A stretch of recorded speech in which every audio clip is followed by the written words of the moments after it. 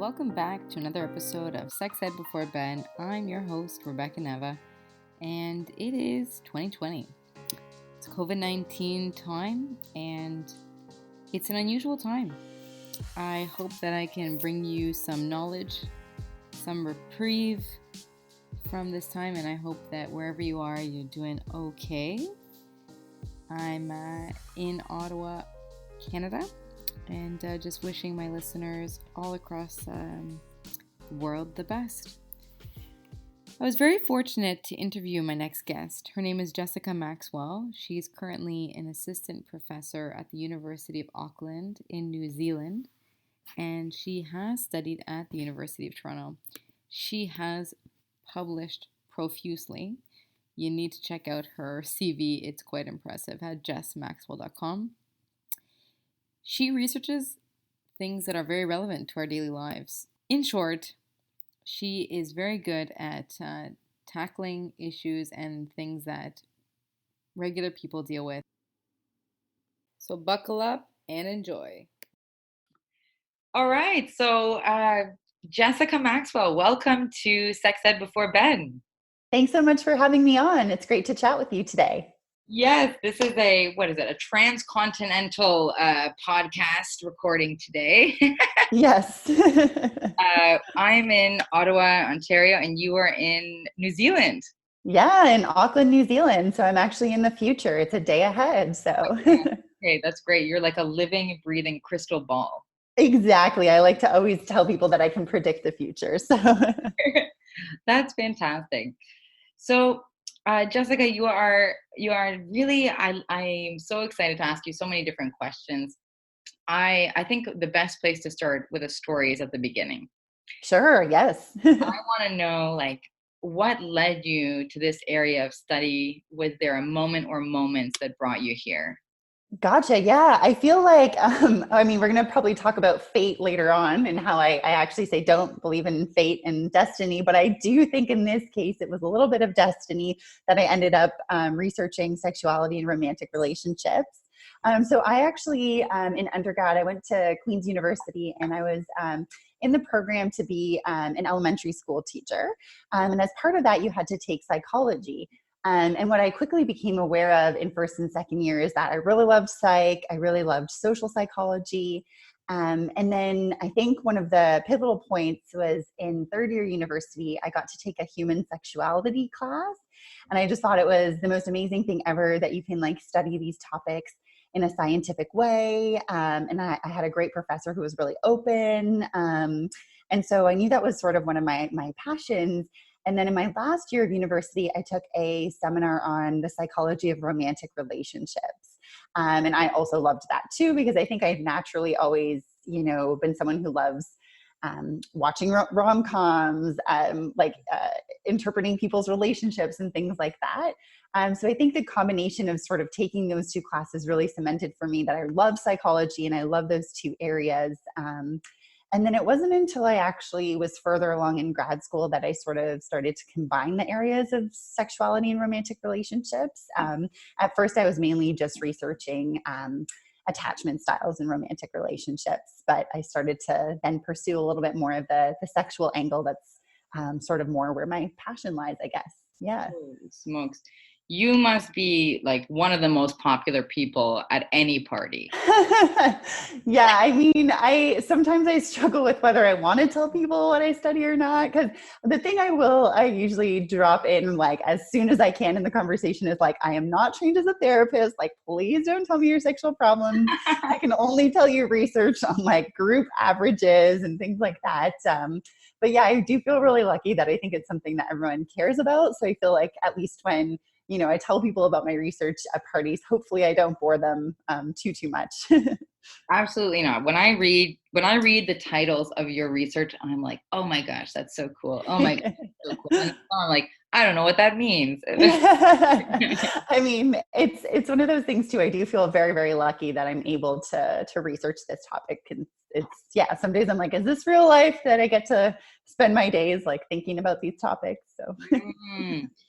Is this field a growing one? Yes. So I think actually, yeah, on kind of all levels, my research areas are growing. So research into romantic relationships is getting more and more popular, as is research into sexuality. But what I think is particularly cool is the fields of sexuality and relationship research are emerging more and more. So within the last 10 years, there's been a lot more researchers in this area and a lot more people recognizing the importance of both. So, sort of historically, it was the case that there were sort of like the sex researchers and the relationship researchers, and sort of like two separate camps. But more and more, we're seeing people cross both those domains. And I think that's really important because, I mean, as anyone knows, like sexuality is an important part of romantic relationships. And so it seems kind of silly that for so long they were kind of really separate. So I think it's a really great thing that we're seeing more and more research sort of incorporating the relational aspects into sex research, and then investigating sex if you're a relationship researcher. And I think too, when we think of certain niche areas within the field, they tend to be growing. So for example, there's a subfield, I would call it a subfield, I guess, of people researching open relationships, or what's known as consensually non-monogamous relationships. I'm not sure if you guys have talked about those on the show before, but that tends to be something that's sort of growing really exponentially more and more. We're seeing papers each year in the last few years coming out on that. So definitely overall lots of growth into these areas, and I think that's really exciting. Yes, we did have an episode on polyamory. Oh, awesome. Yeah. Which was really fascinating. We had she's a sex therapist from Portland. And I learned that Portland is one of the best places in the US to be if you're in a polyamorous or a consensual non-monogamous relationship. It was honestly, it's a really awesome episode. I'm just struggling. Yes. Episode 10, Unpacking Polyamory with Angie Dunn. She's very well spoken, and like she sounds like she's a great therapist. Yeah. And I was going to say, like, I feel like that's so encouraging to hear that you guys have an episode on that, because I think it is something that a lot of people are interested in. And I think there's a lot of myths about it. And it's one of the things I love to teach my classes, is about some of the myths that we have about polyamory. So it's really great that like you're able to probably dispel some of that and talk to someone who's a real expert in it. Yeah. For sure. Yeah. So listeners, go to episode 10. Just binge listen if you have the time. Something you mentioned before, and I think we'll get into, is like you talked about different attachment styles. Like, yes. Okay. Before we get to that, you've done a lot of research on satisfaction in long-term relationships. Yeah. So what are the factors that influence it? Okay. Yes. It's a sort of the key question, really. And something that I think we're still learning more and more about this. I guess I'll start with relationship satisfaction in particular. So sort of putting the sexual satisfaction aside for a moment. One of the main predictors of relationship satisfaction and sort of longevity, I guess, is just how committed you are to the relationship and how much you really want it to work. So in relationships, we're really good at having all these motivated cognitive processes, such that if you really want to make it work, you can, and that can make you feel more satisfied. So for example, if you're really committed to your partner, you start to see them in a more positive light. Like you see them as, better than other people see them, which is a good thing, right? Or else none of us would be in long-term relationships. So I think that's kind of one piece, like just being motivated can help you stay satisfied. There's also sort of picking up on that piece with those like ideas that we have all these cognitive mechanisms that help us stay satisfied. One of those pieces is that we actually shift what matters to us in our relationship to help keep us satisfied. So the most satisfied couples are really good at adapting to sort of their current situation. So an example might be that like, let's say I really value having an athletic partner, but all of a sudden, maybe my partner gets injured or gets really busy at work and stops going to the gym. If I'm really satisfied and committed, over time, I'll just start downplaying the importance of having an athletic partner. So I sort of come to meet where he is, if that makes sense. Wow. That's sort of a way to kind of a hack to stay satisfied, is that some people are able to sort of just flexibly alter what matters to them to adapt to their current situation, which is cool. Okay. So to summarize a little bit of that, there's the commitment factor, a Yeah. little bit of delusion about the grandeur of the Yes. partner. Yeah. Yeah. Exactly. I mean, you're exactly right. In the literature, they're called positive illusions, but I think delusion might be a little bit better. Yes. Okay, Yeah. and the shifting, The goalposts, I guess. yeah, shifting the Yeah. importance of different things, different qualities of your partner. Yeah, so that's kind of one big piece. And then I feel like there's also then the second piece, which would be like conflict and communication. And that's really important for satisfaction over time. And the main thing that I like to remind people is that if you look at the research, it's not just the case that conflict is bad. Because I think that's an easy thing to think, right? Fighting's bad. That's just like obvious, but it's actually not necessarily true. So there's certain conditions when conflict can be productive, and especially if you approach it in a certain way. So for one example, my colleague here at Auckland has done a lot of research showing that like if you want your partner to make a big change, like if you have a real big issue in your relationship, having some conflict can help because then your partner realizes like, oh, hey, okay, this is serious. I actually need to change. Whereas if you sort of downplay conflict all the time and are just like, I'm Canadian, I like to do humor or passive aggressiveness. That's not so good long term. So I think it's sometimes a good reminder that obviously I'm not saying like scream at your partner and be really hateful or contemptuous or anything like that, but just like sometimes it's okay to have issues or to not agree on everything. And conflict does not always equal problems. Yeah. Mm. Yeah, that's a really good point.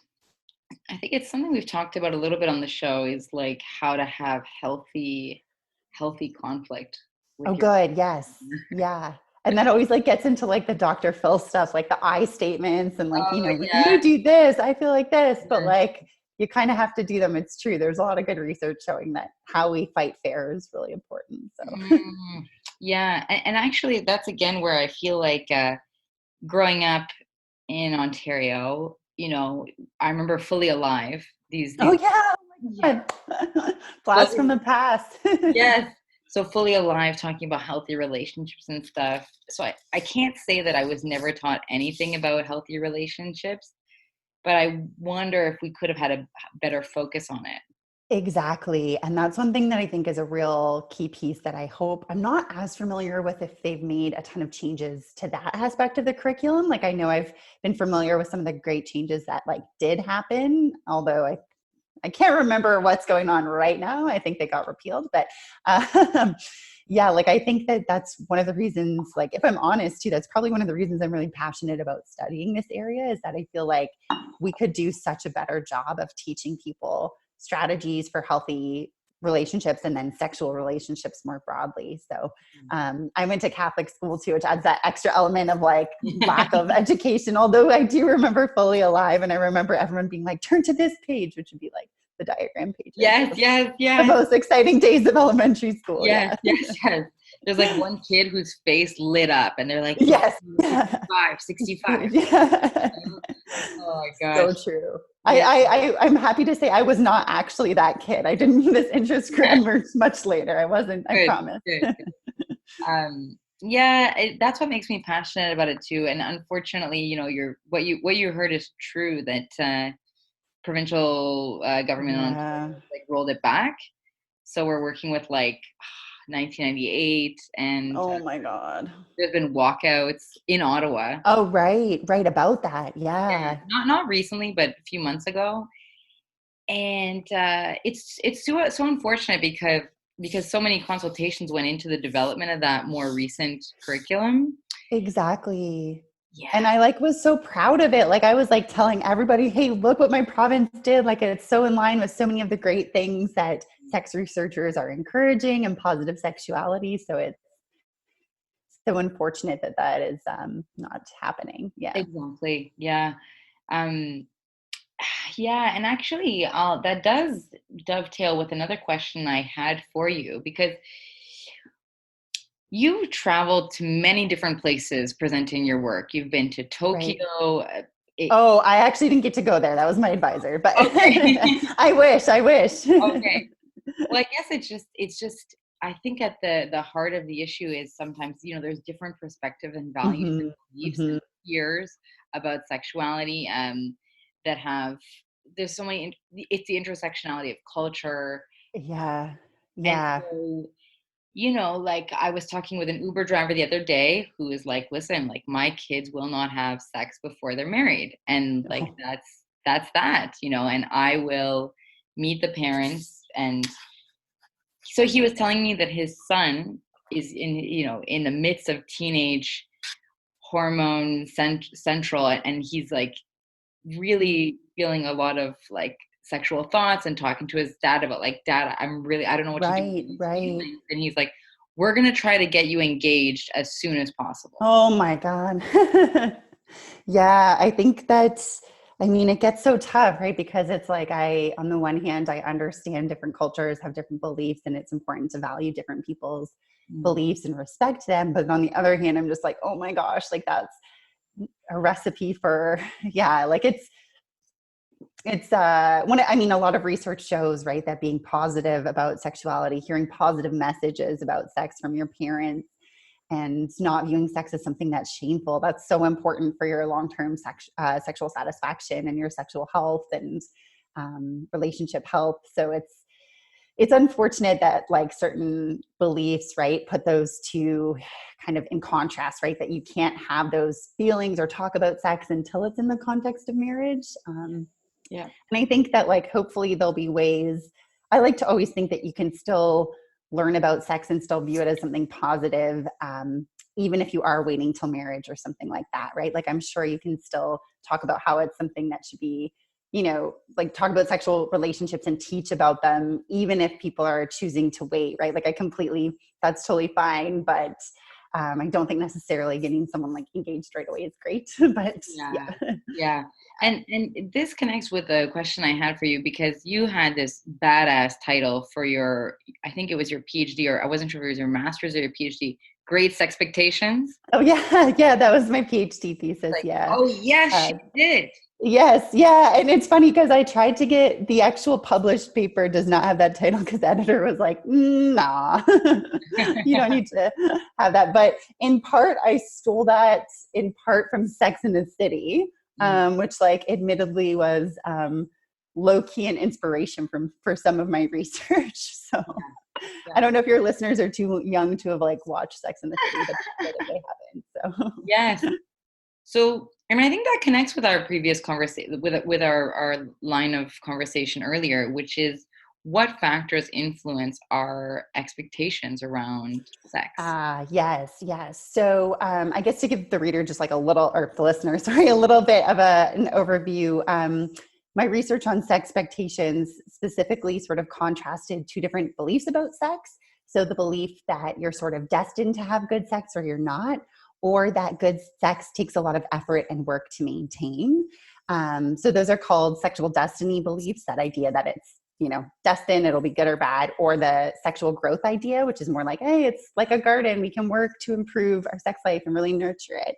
And I'm still investigating where those particular beliefs come from. So I haven't actually explored that question too much, with one exception, which is that I think they come from, a lot of it probably comes from media.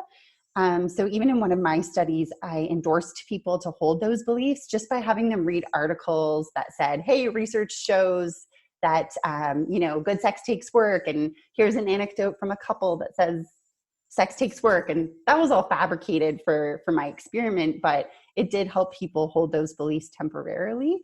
So that, coupled with some other research that's been done on general relationship beliefs, points to this idea that sources like magazines, TV shows, movies, just the media in general can be responsible for some of our beliefs. Mm. So if we think of like my particular research, I think things like romantic media, um, like watching The Bachelor, things like that, might contribute a little bit to holding the idea that we have like a sexual soulmate, or that things are destined or fate. And there is some evidence of that people who tend to consume more romantic media tend to endorse more soulmate ideas. And I don't think, I think everyone can really resonate with those ideas. It's not hard to find examples in TV and pop culture of this idea that like sex should be great. And if you meet the right person, if you meet the one, everything will be awesome. So I do sort of point the finger a little bit to the media in terms of shaping these beliefs. But on the other hand, I'm sure things like our peers and our family shape our beliefs as well. So there's lots of, research that's not my own, just sort of on general sexual beliefs that show like, family, religion, peers, general cultural factors can really play into the sexual beliefs you hold. That makes a lot of sense because it's not something people talk about in daily conversation. Like it's very, first of all, if you're in a relationship, you're like, am I allowed to talk about my sex life with my friends behind my partner's back? It's true. Am I like sharing a vulnerability that we don't want to share outside our little circle? Yeah. I don't want to embarrass, you don't want to embarrass anybody. So it's tricky.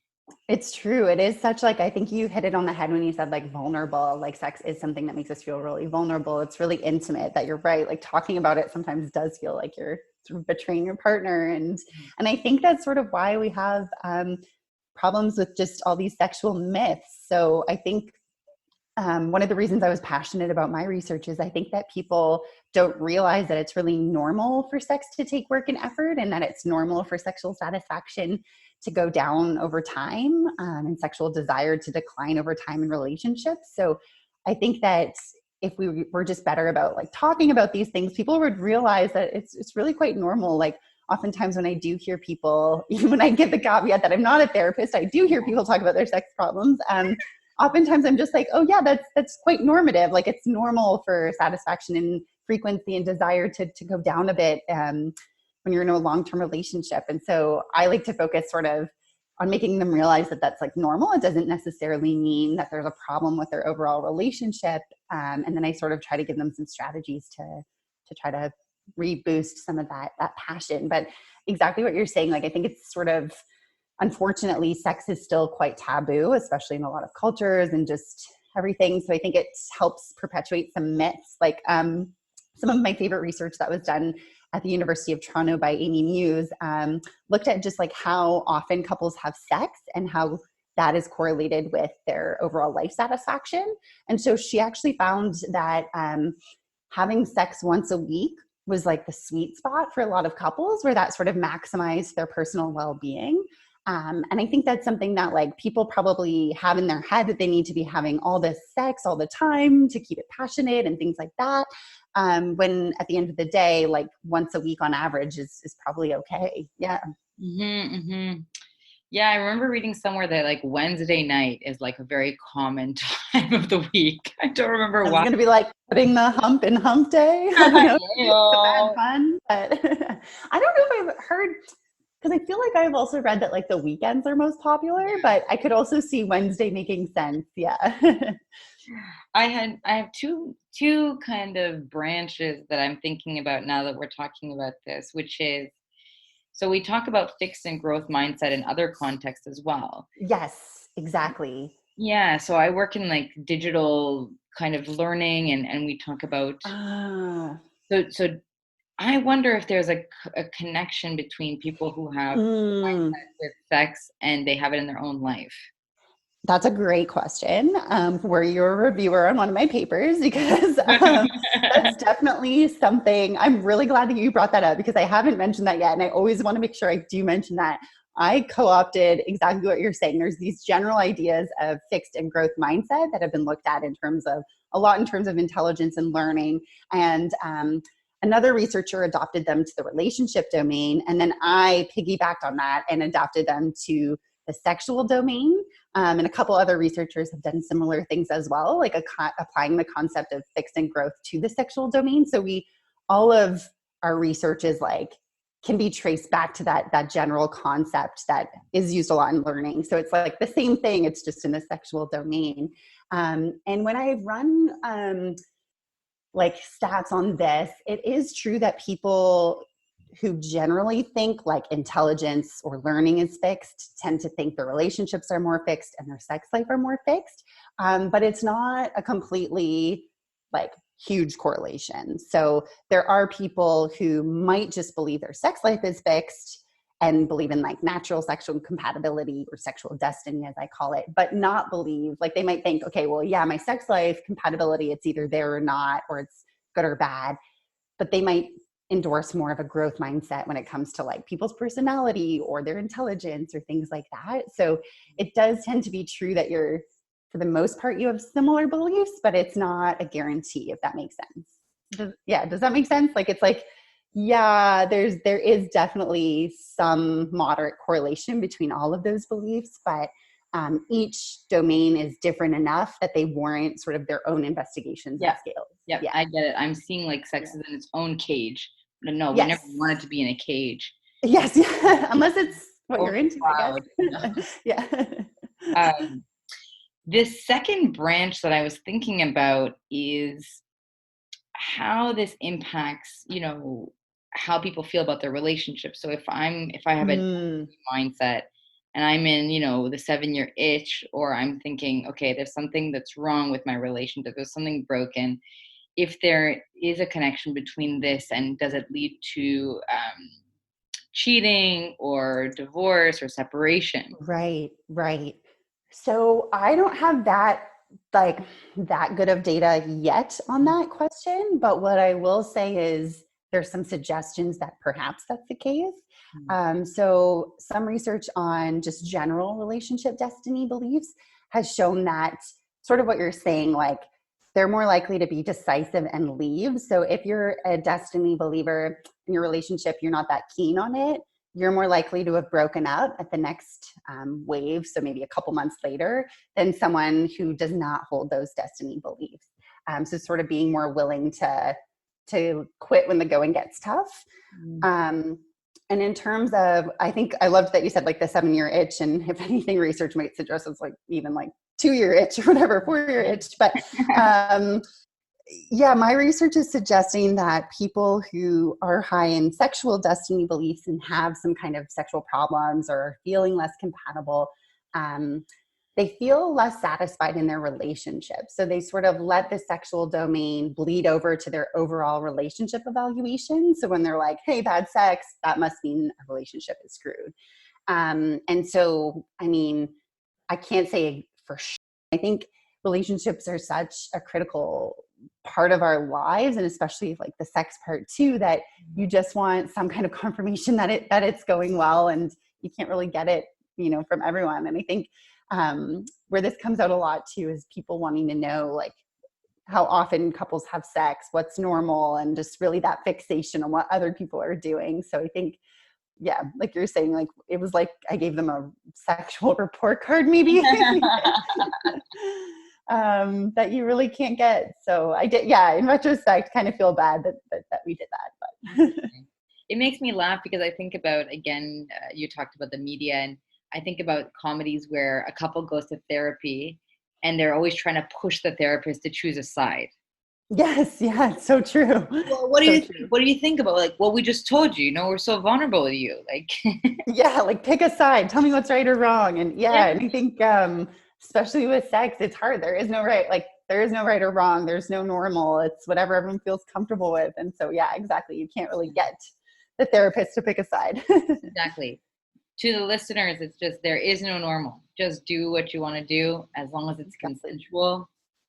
So, exactly. I'm glad you said that. That was all I was going to add, is like, definitely as long as it's consensual. Yes. Yes. So you mentioned speed dating, and this is something that I find people are really curious about now is, you'll meet someone who's single, and then you're in a relationship, and they'll say like, how did you meet? And it's because they want to know how they can meet someone, how people are, who they're compatible with. So do you have any insight on the best way to meet someone we're compatible with? And do you think that we should be seeking out people with a growth mindset, a sexual growth mindset? Yes, that's a really great question. I'll start with the second part first. I mean, obviously, yes, sexual growth is good. And in some of my research, I've been able to show that like sexual growth beliefs can benefit your partner. So, yes, if you can find someone with sexual growth beliefs, that would be amazing. The other thing I'd say, though, to that is that if you really strongly hold sexual growth beliefs, you might be able to still benefit your sexual relationship, even if your partner doesn't quite hold those beliefs. And I have some evidence that the beliefs can be shifted around. So hopefully you could sort of instill that sort of mindset in them. So I feel like, yeah, it would be ideal to find someone who has that. But if not, it's not, you're not doomed or anything like that. You can always try to work them towards that more growth mindset. Yeah, how you can meet someone compatible is a really interesting question. And I'm going to I feel like I'm going to give a little bit of a cop-out answer, but just talk through a couple different thoughts that I have. One is which I don't think we're good at knowing what we want in a partner and what compatibility would even look like. So there is some evidence of that too, that we're not always great about predicting like who we're going to be attracted to and what's going to matter to us. There's also some really interesting evidence from my colleague Samantha Joel. She did studies where she had people list all their relationship deal breakers, like, I would never date a smoker, I would never date a conservative, things like that. And then she presented them with dating profiles that had some of those traits. And she found that if the person was showing interest in you, you actually would be willing to go on a date with them or report that you would be willing to go on a date with them, even if they had some of those incompatibilities, like they were a smoker, even though you said that was a deal breaker. And one of the things she shows is that it's hard sometimes to reject people when they're putting out an offer. So sometimes we're not good at cutting off things, even if the person might seem incompatible. So it's like compatibility is sort of a tough thing, because it's like, do we even know what compatibility looks like? Do we actually care about it? But what I would say is I feel like, I think that online dating, really certain sites sort of spell this idea that like, hey, we're going to find you a compatible partner. We're going to do all this fancy science to do that. The caveat I would like to tell your listeners is that like most of those companies don't share their algorithms with relationship scientists. So I don't know how they are matching you. And whether that's going to predict relationship success and things like that. So you might think like, oh, this, I won't name specific sites, but like, oh, this paid site seems really scientific. Like it actually might not be that scientific. So I think you need to go for your gut, right? Like just because it says you're compatible doesn't mean you necessarily are. This might be too much of a tangent, but one of my favorite things I read was that OkCupid for a while did an experiment. I don't think ethically, I don't think they had consent, but they they were randomly putting match levels on people's profiles. So like, let's say in actuality, I might be a 90% match with profile A. It might tell me we're only a 10% match. And what they found was that people are really powerful. People are really swayed by the power of suggestion. So we trust these sites. Like if it says a 10% match, I probably wasn't going to talk to that person, even though we actually would be really compatible. So yeah, that's kind of my thinking there. I feel like there was something else I was going to add. Oh, I think it's sort of one of the things I would say your best chance of meeting someone who's compatible, whether, whatever that means to you, I guess, and what values you care about, like compatibility on politics or, lifestyle or what have you. I think your best way of doing that is just being authentic, and you can do that no matter what medium you meet. I don't care if you're meeting on Tinder or Bumble or eHarmony, just being yourself and not hiding things, right? So the more you impression manage, it's harder to gauge your actual compatibility, right? So really, mom was right. Just be. Yes, yeah. I mean, it's much easier for me to say now that I'm in a happy relationship, but I feel like, yeah, when I was back in my online dating days, I might have had trouble feeling like you could be authentic all the time. Yeah, no kidding. I think that addresses my question I was going to ask about casual dating and speed dating. Yes, yeah. And I mean, I think that's the thing too. Casual dating is sort of ever evolving. So it's kind of I sort of laugh about it now, but I did a study looking at different types of casual sexual relationships. And I actually used definitions that were developed at the University of Ottawa on different types of casual relationships. But even now they sort of seem a little bit outdated. So like one of the terms was like booty call. And I was like, I don't know if anyone uses that anymore. And like, you know, we had friends with benefits and I don't know if I can swear, but fuck buddies or sex buddies. Yeah. So that was kind of interesting. Like I contrasted those, but I sort of keep thinking like, if I ever do another study, I think it's going to be so tricky to, I mean, even when I ask people now, what's your dating status? I'm like, I feel like I should just let them like, do they even know? It's like, there's so many gray areas, like what's casual dating, what's serious, what's hookups, what's friends with benefits. And anyways, so that's just an offside saying, who even knows with casual dating? It's ever evolving. The labels are always changing, and things like that. Yeah, I think that's a really good point, because you talk to people who've been married or in a long, long relationship, and then they try to, things don't, go south, and then they get back into the world of dating and they're like, I don't even recognize this field. Yeah. I don't know. Yeah. Like gay men who actually, I know one gay man who came out after being married and in a heterosexual marriage for a long time. Okay. So his like coming out was as an older man in a scene that's dominated by young men. Yes. Yeah. On Grindr and all of the, yeah. And that would be, I can only imagine that would be quite a steep learning curve. Like I even feel like being out of the game for maybe like 2 years, I still am like, okay, I try to stay cool and current and follow the memes about dating to get an idea of what's happening. But there's always new apps and new things and new trends and new words actually too. I kind of find it hilarious. And I don't always think it's needed, but like every time I keep hearing all these new words on Twitter that people are calling relationships different things, or like, okay, you're breadcrumbing someone, or you're simmering, or you're like, there's so many words I don't even know, but they all sort of speak to this like gray area of relationships. Yeah. I remember hearing catch feels. You don't want to catch feels. Yes. So it's what I'm curious about.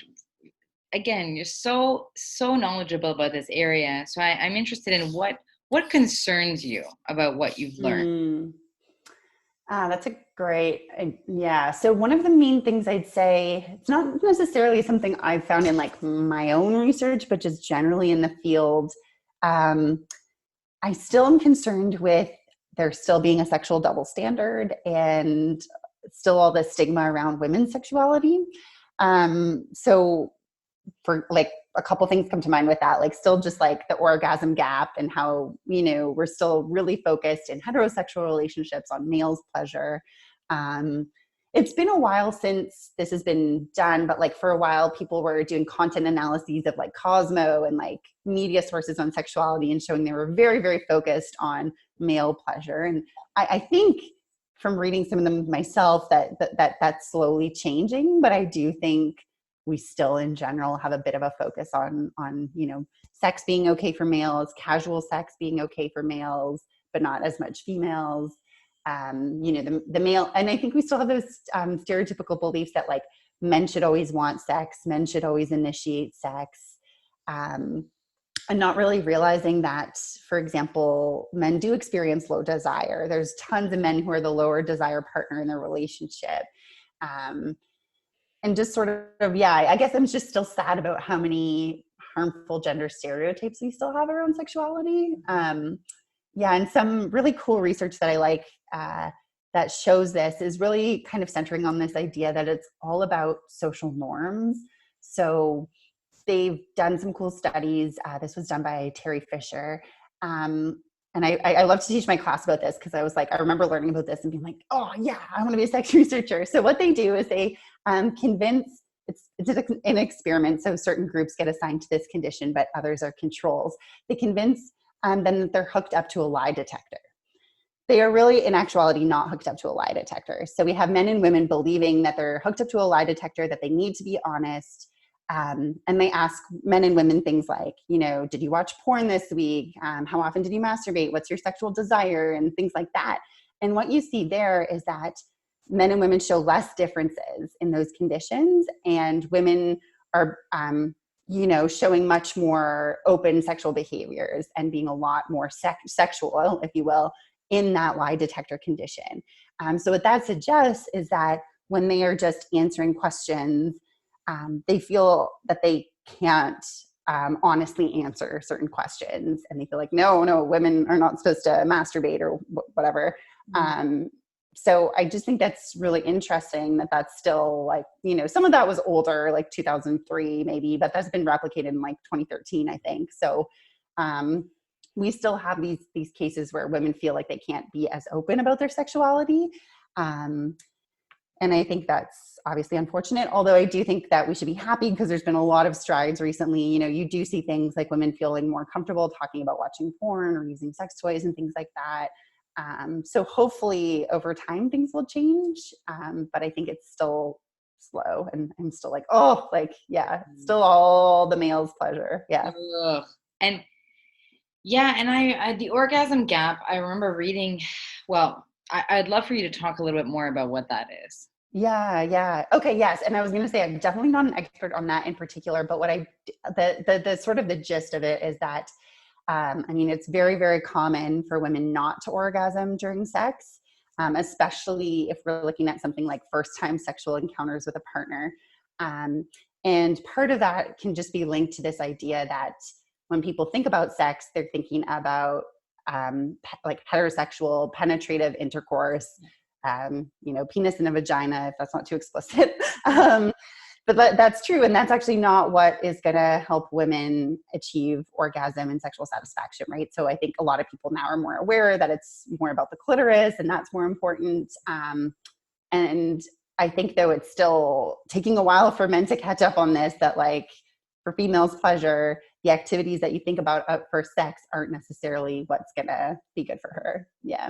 Yeah. No, absolutely. I remember reading that when I was studying to be a sexual health educator, that there's this gap in orgasms, and even like the amount of times women are like performing fellatio versus like how often we're going down on them, and it's like, yes, and even anecdotally you talk to people and they're like, oh no, like no, he doesn't do that, and I'm like, okay. But yet you're still expected. Yeah. It doesn't seem as reciprocal. Yeah. And it makes me feel bad, because I think otherwise these people seem happy in their relationship, and they may not even realize that there's a disparity. Right. And that's kind of an interesting point too, because I think that reminds me of something I did want to mention too, that like it goes back to my point a little bit about like what you believe is important. And so I feel like there are people, and my colleague Lindsay Hicks at FSU did some research on this, showing like if you believe oral sex is important, then the amount of oral sex you have does really matter for your relationship satisfaction. But if you're someone who's like, nah, oral sex doesn't matter, then you're okay if you're not having it. But I feel bad for the people who, like you're mentioning, maybe do actually want it but aren't getting it. You know what I mean? So it's like, it's okay if you're not into it, but if you care about it, then it's actually going to impact your relationship satisfaction. Right. So it's something to be mindful of. Right. And I find that that's where psychology is so fascinating, because it's where we're creating barriers in our own minds about what's okay the bedroom. And it's like it's interesting because like I just don't know if people take the time to actually reflect on what they actually like.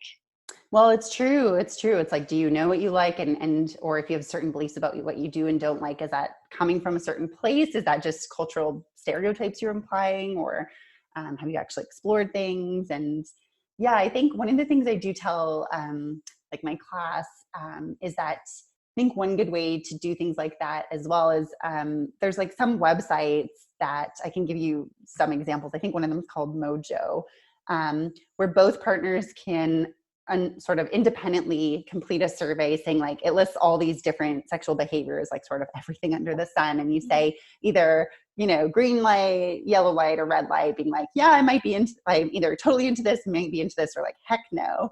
And at the end, what it does is it sends a list of just the ones that you and your partner say that you like are either definitely into or like could be into trying. And I think that's really cool because it sort of might expose you to a different set of beliefs than you've thought about. And it might help you realize like, okay, maybe deep down you were hoping your partner would do, X behavior. But you were like afraid to ask, but now you have sort of confirmation that he said he'd be into that. So maybe now you can communicate about it a little bit more. So, I mean, I think it's obviously not the best, like it's not the optimal way to sexually communicate doing like a survey, but I think that it can maybe spark a conversation between your partner and you about different behaviors to try. Because I think there's a lot of people who don't know what they like just because they haven't tried them or are too afraid to bring it up to their partner. Oh, that's cool. I definitely would like to link to that in the show. Yes, yeah, I'll definitely like pull up the exact website, and I do know there's like a couple different ones. So I will find that for you. Yeah, and I'll provide maybe some links to the other research that you've spoken about. Oh yeah, that'd be great. And most of them too, I can also send you like I think a lot of blog posts. Like there's also like they usually have like press releases that are also more like friendly, so you don't have to read the boring parts. Nice. Yes, for us. Yeah. People. Yeah. So what's next? What remains a mystery to you, and what's the next research frontier? Oh my gosh. Yeah. So much still remains a mystery. And I think that's kind of an exciting thing. One of the big areas I'm only going to touch a little bit probably, but that sort of still constantly in flux is like the effects of pornography on relationships. Still a lot to learn there. But personally, kind of one of the main things I'm pursuing is this idea that I talked a little bit about how we're good at having cognitive distortions in our relationships. Like, we care so much about our partners. We're like, we can make ourselves trick our mind. Our mind can do a lot of gymnastics to make us feel satisfied. So I want to look at sexual satisfaction at more of a gut implicit level. So instead of just asking people, how happy are you in your sex life? Which then they're self-reporting. They're probably like, well, shit, I feel like I better say we're happy because, we've been married or whatever. I'm trying to get something like more of like automatic response. So this is based on some other research that's been done in the relationship domain on what's called implicit partner attitudes. So sort of beyond your conscious awareness, perhaps just sort of your automatic thoughts about your partner. I'm trying to adopt that in the sexual domain to look at people's automatic thoughts about their sexual partner.